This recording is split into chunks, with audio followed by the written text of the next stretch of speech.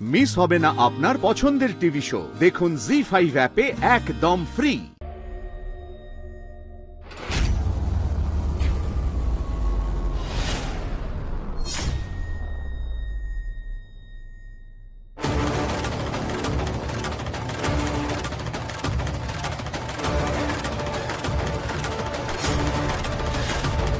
ইনি শ্রীয়ের শ্বশুর মশাই বিপ্লব ঘোষাল।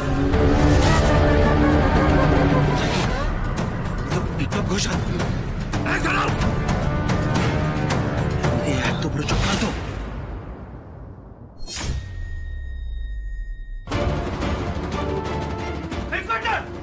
বাবাকে ছাড়ো, ছাড়ো বলছি। গন্ধেই বোঝা যায় রান্নাটা কার।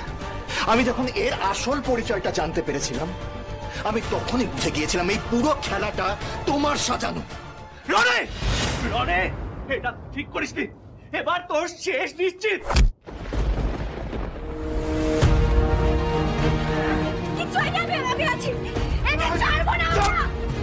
একদম চুপ। এদিকে এদিকে শোন, এদের দুজনের মধ্যে যদি কেউ একজনও একটুও নড়াচড়া করে তাহলে এদের সাথে সাথে গুলি করে দেবে। হ্যাঁ, তোমার সাথে আমার বোঝাপড়াটা বাকি আছে শ্রী। তোমাকে আমি কিছুতেই ছাড়বো না শ্রী। খুব ভালো সাজিয়েছি না আমি পুরো খেলাটা। আমি তোমার জন্য একটু একটু করে জাল পেতেছিলাম আর তুমি তার মধ্যে একটু একটু করে ভেসে গিয়েছো। আরে সেদিনকে তো এই ফ্ল্যাটেই তুমি অজ্ঞান হয়ে পড়েছিলে। তখন যদি তোমার এই রাজ না আসতো তাহলে তোমার এমন অবস্থা করতাম যে সাথে কেউ আর তোমার দিকে ঘুরে তাকাতো না।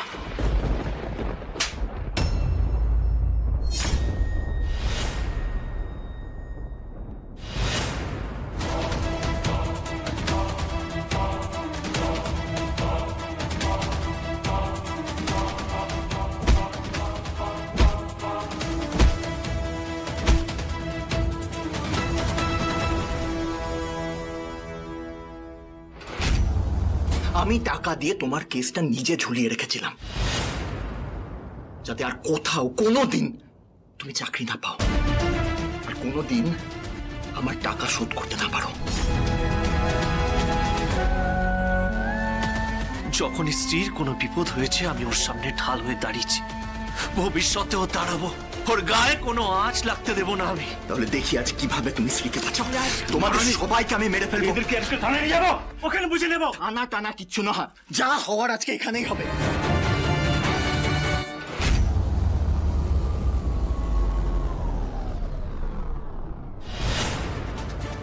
বাদল,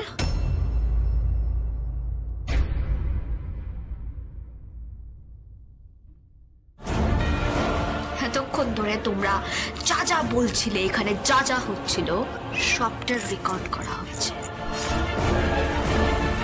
আমার বুদ্ধির উপর ভরসা করতে পারো না। আমি এমন ব্যবস্থা করব যেন তুমি বহুকাল ধরে সংশোধনাগারের জল খেতে পারো। সাবধান, কেউ এখান থেকে পালানোর চেষ্টা করবে না।